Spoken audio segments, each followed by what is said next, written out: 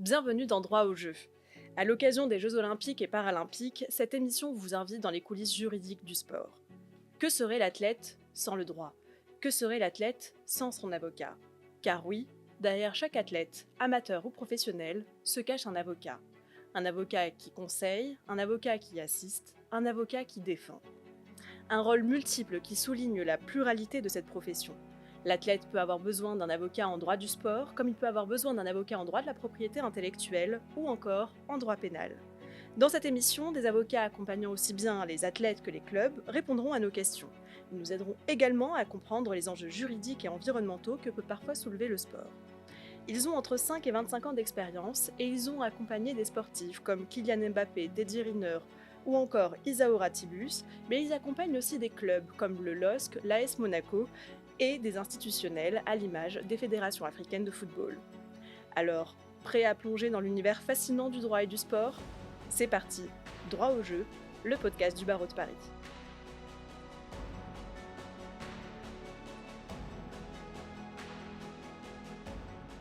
Aujourd'hui, dans cette émission, nous allons nous intéresser au transfert du joueur de football. Nous avons le plaisir de recevoir Nicolas Beaune, avocat au barreau de Paris. Bonjour Nicolas. Bonjour Nied. Alors Nicolas, vous êtes donc avocat au barreau de Paris, vous exercez principalement en droit du sport.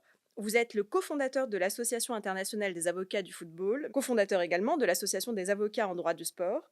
Vous présidez la commission ouverte du barreau de Paris consacrée au droit du sport.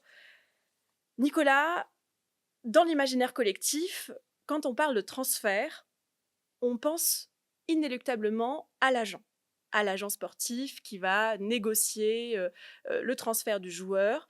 Et en réalité, l'avocat joue un rôle important également dans ce transfert. Il joue un rôle fondamental, effectivement. Au même titre que l'agent, il ne faut pas se nier, on peut considérer que ce sont deux binômes distincts, mais qui ont chacun leur place et à défendre aussi, et même à effectivement aider à la réalisation du transfert. Mais chacun va avoir, on va dire, une mission différente, à mon sens. L'un ne va pas forcément sans l'autre. Alors, l'agent a un rôle fondamental dans le transfert, mais il ne faut pas non plus aussi exagérer sa place. D'ailleurs, contrairement à ce qu'on peut penser, l'agent va surtout intervenir pour défendre les intérêts du joueur.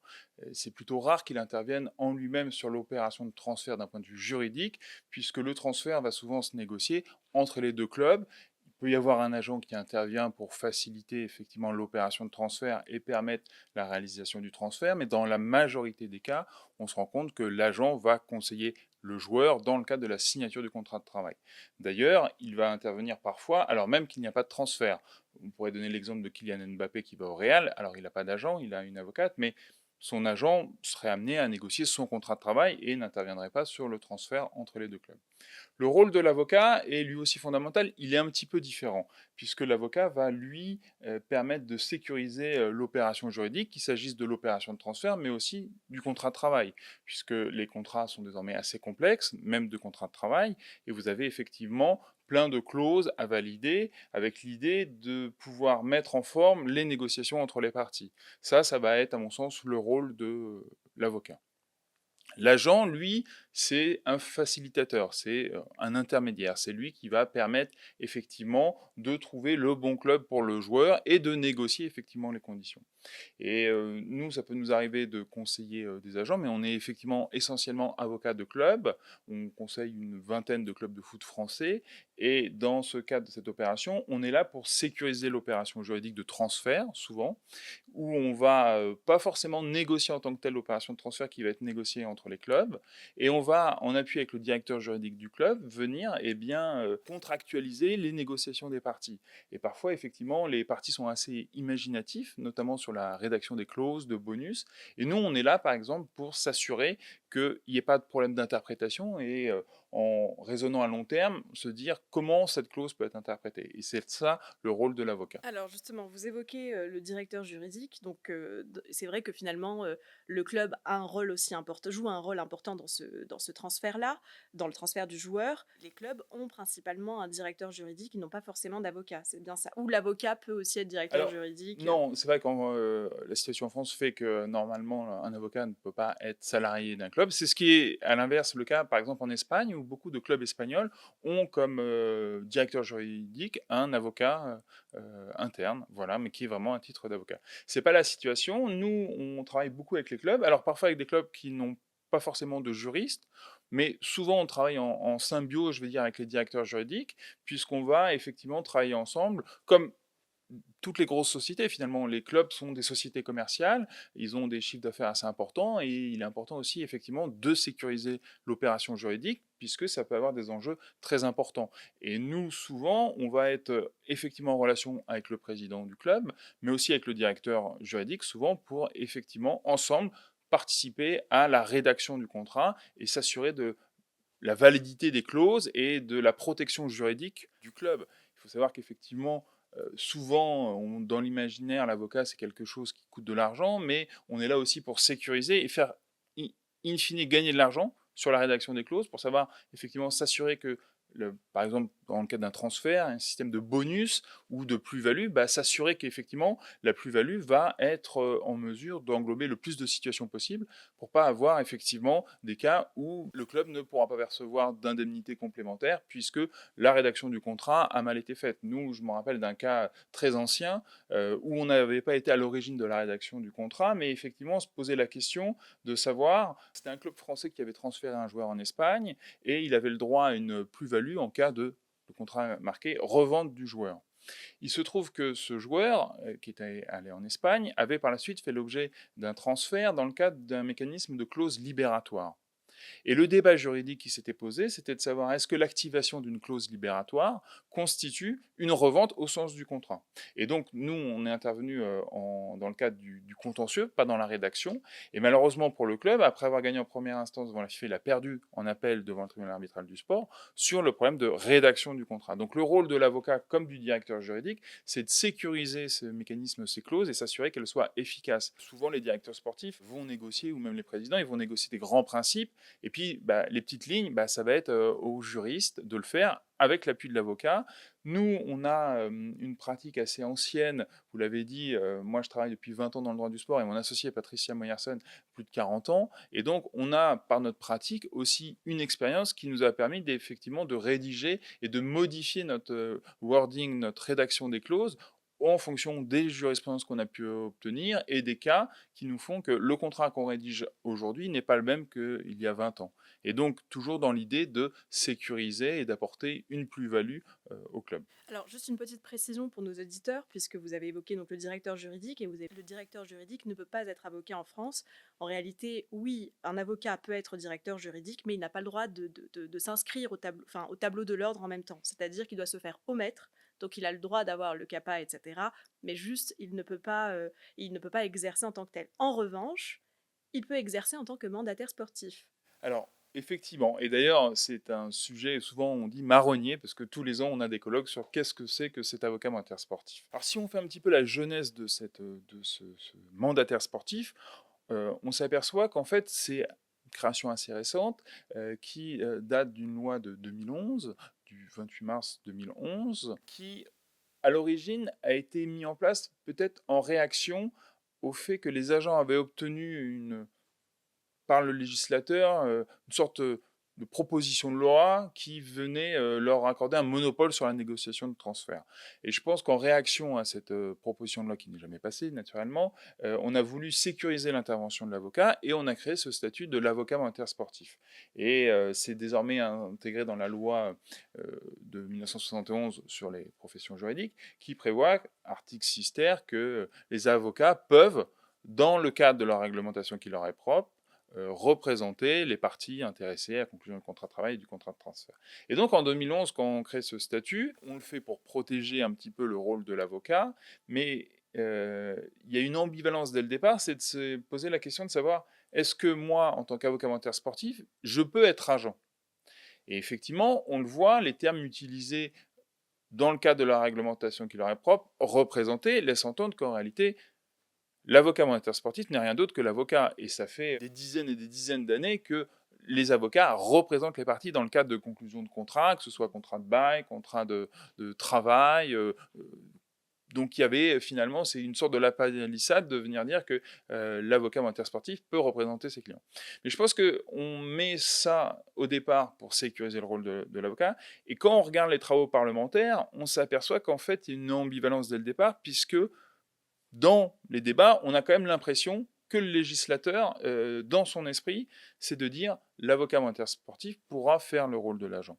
Mais ça ne s'est pas traduit dans les textes, et il n'y a pas eu de modification des textes. Et donc, dès le départ, finalement, les dés sont un petit peu pipés, ce qui fait qu'il y a une grande confusion. Et depuis 2011, jusqu'à récemment l'arrêt de la Cour de cassation qui a confirmé l'arrêt de la Cour d'appel, s'est posé le débat de savoir est-ce que l'avocat mandataire sportif peut être agent et à ce titre, effectivement, ne pas avoir de licence, faire de l'intermédiation, placer des joueurs. Mais ce qu'il faut effectivement rappeler, à mon sens, qu'on est sur deux activités un petit peu différentes. Mandataire sportif, en réalité, ce n'est qu'un avocat, c'est pas plus. Sauf que par ce statut, il va se soumettre à des règles additionnelles à celles de l'avocat, en ayant l'obligation de transmettre ses contrats à la fédération, aussi en plafonnant ses rémunérations, ses honoraires, au même titre que l'agent.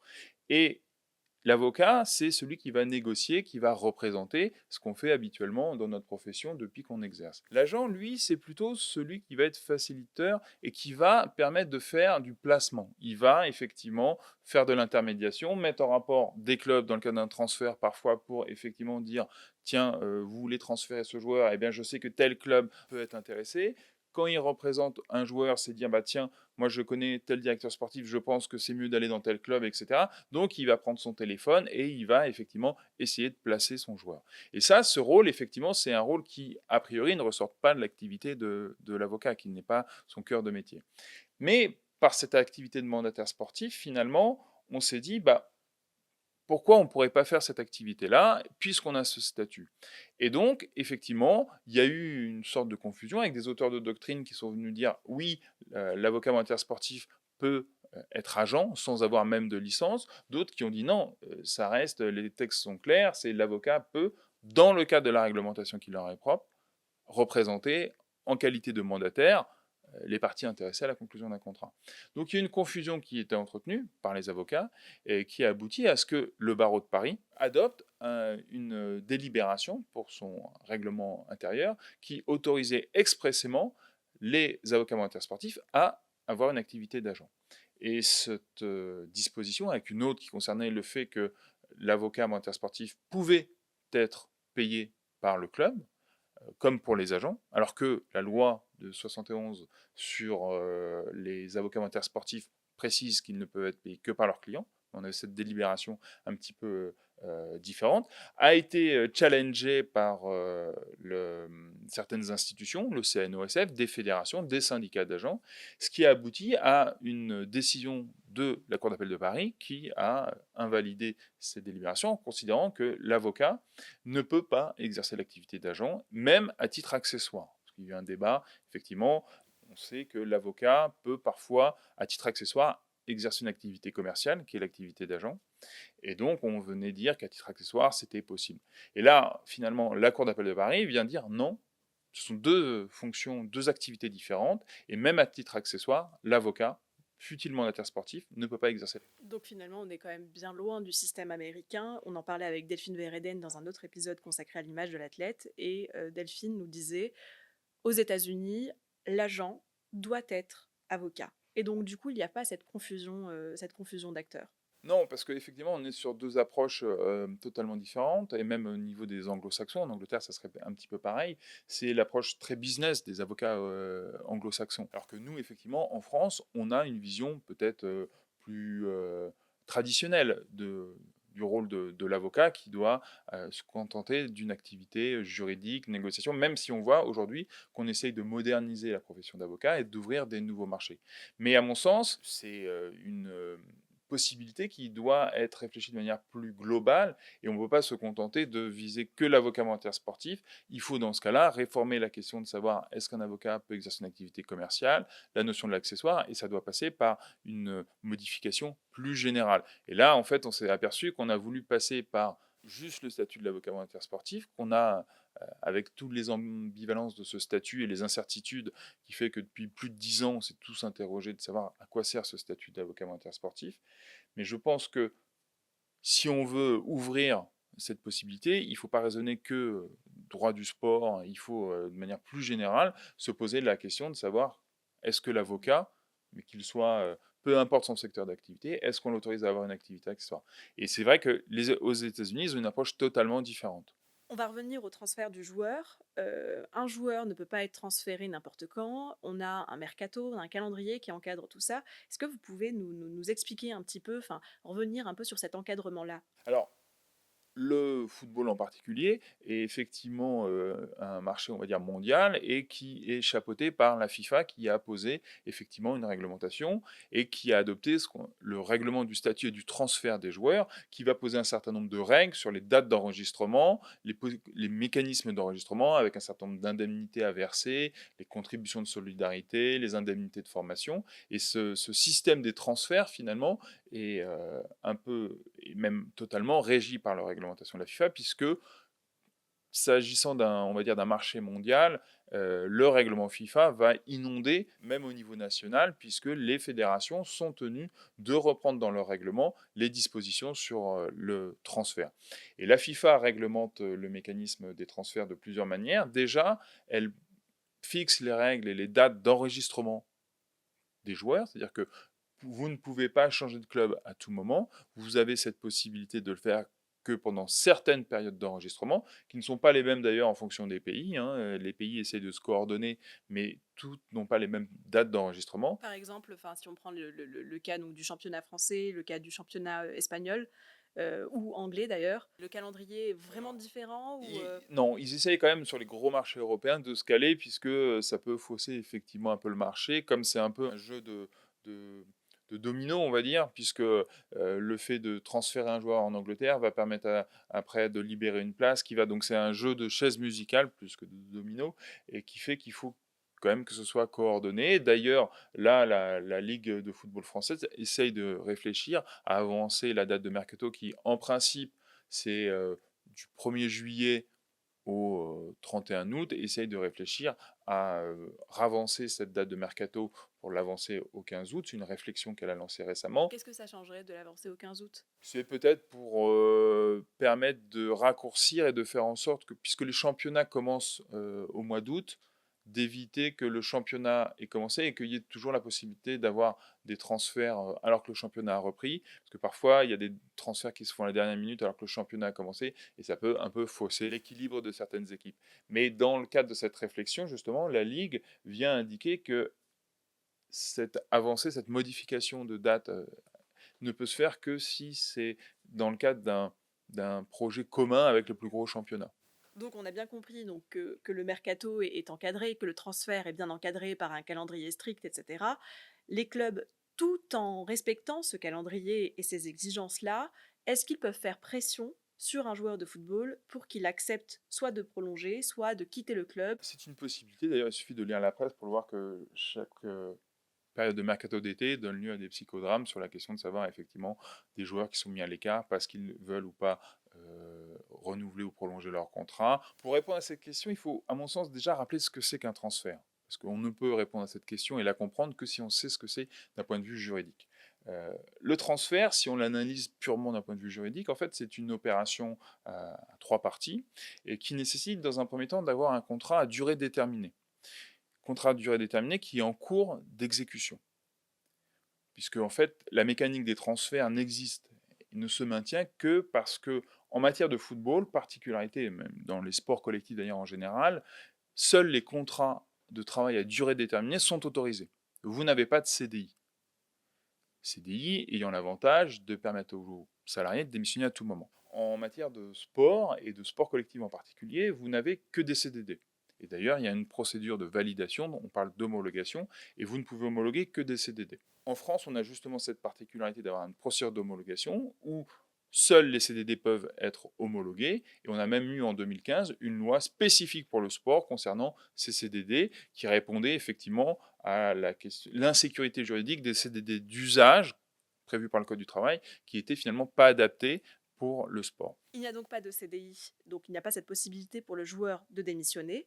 Concrètement, un joueur qui rejoint un club et qui n'est pas satisfait de ce club et de ses performances dans ce club veut quitter ce club, il est contraint de rester, donc d'être mis à l'écart par le club, de rester sur le banc jusqu'à ce que la fin du contrat arrive, ou est-ce qu'il peut s'échapper autrement? Enfin, comment ça se passe? Alors, juste pour finaliser la définition du transfert, donc on a obligatoirement un CDD, et ce CDD, et c'est un peu une règle qui est similaire dans tous les pays, d'ailleurs, qui est repris par le règlement du statut du transfert des joueurs de la FIFA, mais qui est un peu le même schéma d'un point de vue français, c'est que ce CDD, pour y mettre fin, les conditions sont extrêmement limitées. Vous avez la faute grave, le cas de force majeure, l'inaptitude physique du salarié, la conclusion d'un CDI, et l'accord des parties. Et finalement, la mécanique des transferts, c'est de dire que pour mettre fin à ce CDD et permettre aux joueurs de signer dans un autre club, les deux clubs vont conclure ensemble un contrat de transfert par lequel le nouveau club du joueur va verser une indemnité à l'ancien club pour que ce dernier accepte d'un commun accord de mettre fin au contrat de travail qui le lie au joueur. Suite à cette fin de contrat, le joueur va pouvoir signer un nouveau contrat avec le nouveau club. Et d'un point de vue juridique, si vous voulez, vous avez trois opérations juridiques sur lesquelles l'avocat intervient sur le transfert. Un premier contrat, c'est le contrat de transfert, qui va effectivement prévoir cette mécanique de résiliation du contrat initial pour permettre la signature d'un nouveau contrat de transfert qui est signé entre les deux clubs, et pour lequel le joueur n'est pas forcément partie. Alors en France, c'est obligatoire, mais à l'étranger, ça ne l'est pas. On prévoit le mécanique d'indemnisation, alors d'indemnité de transfert, mais en réalité, c'est pas une indemnisation d'un préjudice, hein, on est vraiment sur, on achète, ce que dit la doctrine, c'est que finalement, on paye pour un consentement, mettre fin au contrat entre le club et le joueur. Et donc, premier contrat de transfert. Deuxième opération, c'est l'accord de résiliation entre le club d'origine et le joueur. Et dernière opération, c'est la signature d'un contrat. Et le rôle de l'avocat dans cette opération, si je peux insister, est très important et fondamental, puisqu'il doit s'assurer de permettre de déboucler cette opération. La position que vous allez avoir si vous représentez le club d'arrivée et le club de départ n'est pas la même. Et on peut le voir, le rôle de la rédaction des clauses, notamment sur tout ce qui est rédaction des conditions suspensives de réalisation, à quelles conditions on va conditionner justement le transfert. On a vu cette importance dans un malheureusement cas tragique qui est l'affaire Salah, qui a opposé et qui oppose toujours le club de Nantes au club de Cardiff, où effectivement la question qui se posait, c'était de savoir est-ce que le club de Cardiff doit payer l'indemnité de transfert? Et pour ça, la question qui se posait, c'est est-ce que l'opération avait été finalisée? Est-ce que les conditions suspensives pour prévoir le paiement étaient réalisées? Et la FIFA, comme le TAS, ont donné raison au club de Nantes en considérant qu'effectivement, malheureusement, lorsque M. Salah est mort, l'opération s'était débouclée. Et ça, c'est parce que effectivement des clauses avaient été rédigées pour sécuriser l'opération. Et donc, dans le cas du rôle de l'avocat, c'est vraiment de sécuriser, s'assurer que vous allez payer une indemnité pour un joueur que vous allez pouvoir avoir et faire jouer. Et donc, c'est ce rôle-là que l'avocat a avec le directeur juridique du club. Aujourd'hui, les clubs peuvent accueillir des joueurs étrangers et ça n'a pas toujours été le cas. Ce que je veux dire par là, c'est que, par exemple, aujourd'hui, si on cite l'Olympique de Marseille, pour ne citer que ce club en France, on peut accueillir donc des joueurs étrangers, plus de 3 joueurs étrangers. Ça n'a pas toujours été le cas et il a fallu attendre la fin des années 90 avec un arrêt révolutionnaire dans lequel le juge européen autorise les clubs à recruter plus de 3 joueurs internationaux. C'est l'arrêt Bosman. Est-ce qu'on peut revenir? Est-ce que vous pouvez nous expliquer les faits et la portée de cet arrêt? L'arrêt Bosman, finalement, c'est juste la stricte application du droit européen dans le monde du sport. Et le juge européen est venu rappeler que le sport ne bénéficiait pas d'une exemption et qu'il devait se soumettre au droit européen. Dans ce cas-là, on est en situation d'un joueur, un joueur français, Bosman, qui se trouve dans un club belge en fin de contrat. Et il souhaite changer de club, muter dans un club français. Et pour ce faire, le club belge exige le paiement d'une indemnité alors que le joueur est en fin de contrat. À l'occasion de ce contentieux, va se poser une autre question, c'est les critères de nationalité, puisque les règlements des différentes fédérations, enfin, sous couvert de la FIFA, mais c'était une règle qu'on retrouvait dans les réglementations nationales, posaient des critères de nationalité et de joueurs français ou de joueurs belges. Il fallait effectivement un quota de joueurs et on ne devait pas avoir plus de X joueurs non nationaux. Et en fait, le premier point qui va être intéressant, c'est que l'arrêt Bosman va rappeler qu'en matière de droit européen, l'Europe, le marché européen est un marché unique et qu'à ce titre-là, il ne peut pas y avoir de critères de nationalité pour les joueurs européens. Donc on ne peut pas faire un critère des joueurs belges et des joueurs européens. C'est la même chose, c'est le marché commun. Et ça, c'est une règle qui existait effectivement depuis les traités fondamentaux de l'Europe. Et le juge, dans l'arrêt Bosman, vient juste rappeler qu'effectivement, vous ne pouvez pas, compte tenu de ces règles du droit européen, fixer des critères de nationalité concernant les joueurs européens. Et ce qui est intéressant, c'est que l'arrêt Bosman va donc permettre de s'affranchir des critères de nationalité. Ce qui va permettre aussi d'augmenter les transferts, c'est que du coup, et notamment les Anglais, mais aussi les Italiens ou les Espagnols, eh bien, ne seront plus limités pour pouvoir recruter des joueurs étrangers européens. Et cet arrêt Bosman va par la suite être complété par deux autres arrêts, au niveau français en tout cas, qui sont l'arrêt Malaja et l'arrêt Kolpak. Ces arrêts ont une importance aussi intéressante, c'est que au-delà des joueurs européens, tous les pays qui ont des accords d'association avec l'Europe, notamment les pays de l'Est, et puis après on verra même l'Afrique avec les pays avec l'accord Cotonou, qui ont des accords de non-discrimination, eh bien, doivent être intégrés et on ne peut pas non plus leur opposer des critères de nationalité. Ce qui fait qu'aujourd'hui, vous n'avez plus de critères de nationalité concernant les pays, une grande majorité des pays africains, les pays de l'Est, parce qu'effectivement, ces pays ont des accords d'association avec l'Europe qui fait qu'on ne peut pas leur opposer des critères discriminants.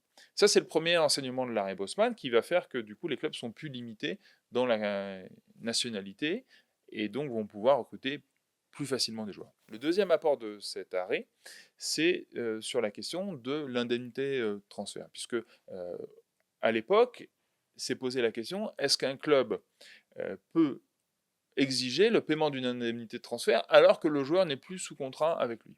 Et ça va être sanctionné par le juge européen, considérant que ça constitue une entrave et une atteinte à la liberté de travail, puisqu'effectivement, le joueur étant libre de tout contrat, on ne peut pas exiger de son nouvel employeur une indemnité.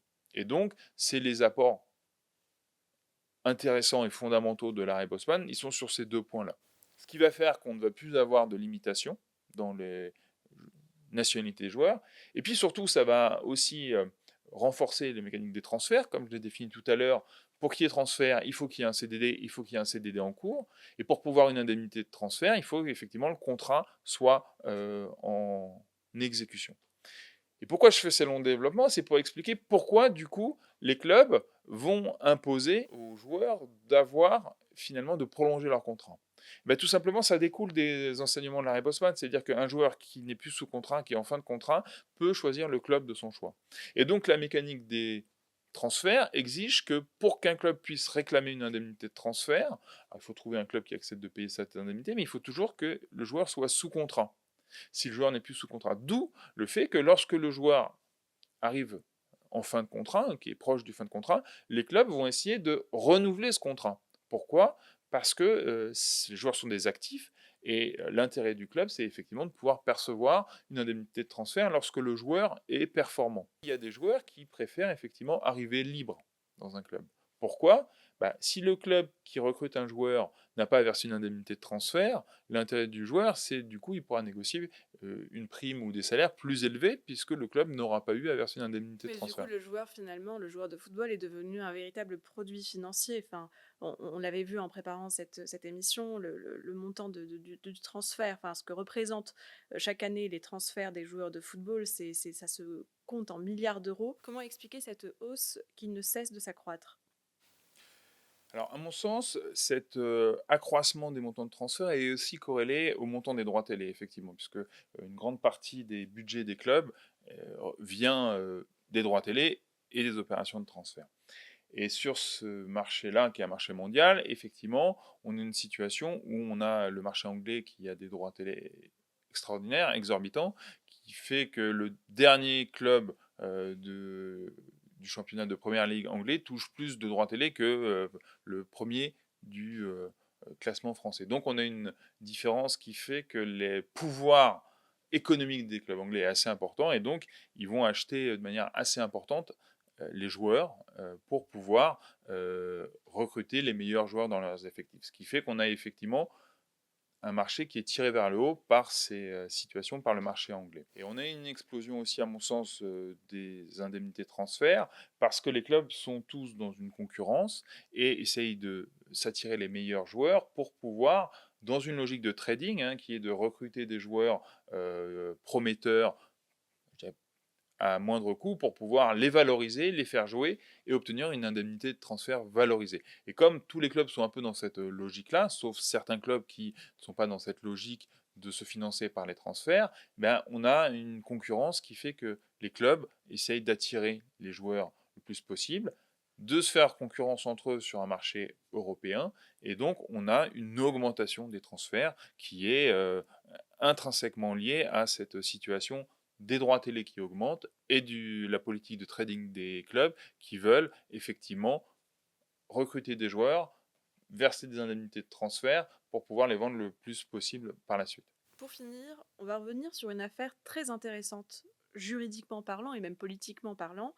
C'est l'affaire Neymar, le transfert de Neymar au Paris Saint-Germain.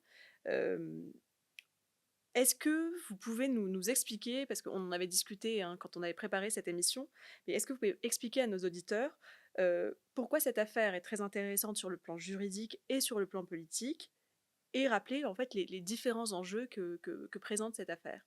Alors, dans le cas de Neymar, à l'époque, il était au FC Barcelone et il avait dans son contrat une clause libératoire. Alors, la clause libératoire, c'est la clause par laquelle on va fixer par avance le montant que le club accepte de recevoir pour permettre la libération du joueur. Et finalement, on fixe à l'avance la réalisation du transfert. Et dans le cas du droit espagnol, vous payez l'indemnité sans avoir à demander le consentement du club le moment venu, et ça libère le joueur qui peut, dans ce cas-là, signer dans le club qu'il souhaite. Et donc, cet mécanisme de clause libératoire, il faut savoir qu'en France, par exemple, elle est autorisée à certaines conditions par le Code du sport, mais que les règlements en matière de football l'interdisent, notamment le règlement de la Ligue de football, parce que pour des considérations peut-être politiques ou juridiques, ils n'ont pas souhaité les rendre possibles. Donc, pour Neymar, on a cette situation où en Espagne, les clauses libératoires sont fortement recommandées. Contrairement à ce qu'on pense, elles ne sont pas obligatoires, mais si elles ne sont pas prévues dans le contrat, on laisse le droit espagnol prévoir que c'est le juge qui fixera le montant qui est dû. Et donc, on a cette clause libératoire qui est parfois d'un montant assez important. Et à l'époque, la clause libératoire de Neymar est de l'ordre de 220 millions. Et à l'époque, c'est une somme énorme. L'idée derrière, à mon avis, c'est pour le club de Barcelone, c'est je dois mettre une clause libératoire, je vais fixer un montant très élevé et elle ne sera jamais activée. Il se trouve que des clubs sont rachetés par des fonds souverains qui ont des revenus assez importants, et c'est ce qui va se passer avec le PSG qui a la possibilité effectivement de payer cette clause libératoire. Sauf que, comme je l'ai expliqué tout à l'heure, la clause libératoire, c'est pas le même schéma que le transfert. C'est pas un transfert, en fait, une clause libératoire. Puisque la clause libératoire, vous venez avec l'argent qui est indiqué dans le montant, le joueur dépose cet argent auprès du club ou auprès de la Ligue espagnole, et le contrat du joueur est fini, il est libéré, il peut signer dans le club de son choix. Le transfert, on l'a vu, c'est différent, c'est un accord entre deux clubs. Et donc, c'est deux clubs qui se mettent d'accord et qui vont faire ce qu'on appelle une prestation de service. On va payer l'accord du club pour mettre fin au contrat. Et donc, c'est une dette qui est propre à celui qui paye. Et donc, elle est soumise à TVA, mais c'est une prestation de service. Dans le cas de la clause libératoire, lorsque le PSG a voulu activer la clause libératoire, les 220 millions, c'est sûr que ce n'est pas Neymar qui les a versés, c'est le PSG qui les a versés. C'est poser la question du traitement fiscal de cette clause libératoire. Est-ce que moi, club qui va activer une clause libératoire, est-ce que c'est considéré est qualifié et traité comme un transfert, et donc pas soumis pas un salaire, pas soumis à cotisation ou charges sociales, ou est-ce qu'à l'inverse, on considère que la clause libératoire, comme elle est activée par le joueur, est-ce que moi, son nouvel employeur qui va verser cette indemnité, est-ce qu'on considère que c'est un avantage en nature et que c'est un salaire que je verse au joueur? Auquel cas, si c'est traité de cette manière-là, ça veut dire que c'est soumis à cotisation et charges sociales. Et quand je verse les 220 millions, c'est comme si je versais un salaire à Neymar pour lui permettre, lui, même pas de récupérer cet argent, mais simplement de se libérer de son contrat. On voit finalement la clause libératoire, et in fine, elle va aboutir à une sorte de transfert, mais ça ne l'est pas d'un point de vue juridique. Et ce qui se passe, c'est lorsque le PSG, vu les montants, souhaite activer cette clause libératoire, eh bien, il y a une incertitude juridique sur le traitement fiscal et même social de cette clause. Et ce que va faire le PSG tout simplement, c'est faire un rescrit fiscal, c'est interroger l'administration fiscale de se dire comment sera traité. Et c'est en fait ce point-là qui fait l'objet de débats, mais qui pour moi est d'une parfaite légalité, c'est de se dire effectivement, lorsque je verse et je paye la clause libératoire d'un joueur, est-ce qu'on va la traiter comme un transfert, puisqu'in fine c'est la même chose, ou est-ce qu'on considère que c'est un avantage en nature accordé aux joueurs et soumis à cotisation et charges sociales? Et il se trouve que Bercy va considérer qu'effectivement, la clause libératoire doit être traitée d'un point de vue social et fiscal comme le transfert. Et d'ailleurs, on parle du PSG, mais plein de clubs français également, ont activé des clauses libératoires de joueurs en Espagne et ont bénéficié du même système qui est de considérer qu'effectivement, c'est pas considéré comme un salaire, un avantage en nature et pas soumis à cotisation et charges sociales. Merci beaucoup Nicolas. Peut-être une dernière chose, un dernier conseil à donner à un joueur de football ou à un club qui veut réussir son transfert. Qu'est-ce que vous diriez à ce joueur de football ou qu'est-ce que vous recommanderiez au club? Alors de toujours s'entourer d'un avocat, c'est vrai qu'on a parfois une difficulté, c'est que si les clubs ont plus de facilité à verser des commissions aux agents, puisque c'est ce qui va leur permettre d'avoir le joueur, je pense que le rôle de l'avocat est aussi primordial, puisque certes c'est un coût, mais c'est un rôle qui permet d'économiser de l'argent ou d'en faire gagner en fonction de la rédaction des clauses. Parce que pour qu'un accord soit efficace, il faut qu'il soit bien rédigé et qu'il ne soit pas susceptible de faire l'objet d'interprétation. Et donc, je pense que le rôle de l'avocat, que ce soit d'un point de vue club, eh bien, c'est effectivement assister, conseiller le club et s'assurer que ce qu'il veut in fine soit bien retranscrit d'un point de vue juridique et d'anticiper les difficultés juridiques qu'il pourrait y avoir plus tard. Qu'est-ce qui se passe si le joueur s'est blessé? Est-ce qu'on met une clause médicale? Est-ce que c'est possible? Donc ça, s'entourer d'avocats, de juristes, c'est ce que font la majorité des clubs maintenant. Pour le joueur, c'est important, effectivement, il a un agent qui va l'assister, lui trouver le club qui va parfois faire au-delà, être un soutien moral. Mais il faut, à mon sens, également être assisté d'un avocat, un avocat qui va relire le contrat, qu'il concerne le contrat de travail, et s'assurer bien de la sécurisation de ses intérêts, que ce soit d'un point de vue fiscal, d'un point de vue commercial, en termes de droit d'image, et s'assurer qu'effectivement, il est bien protégé. Et donc le rôle de l'avocat est important, qu'on soit avocat de club ou avocat de joueur. Merci beaucoup Nicolas. C'était Droit au jeu, le podcast du barreau de Paris.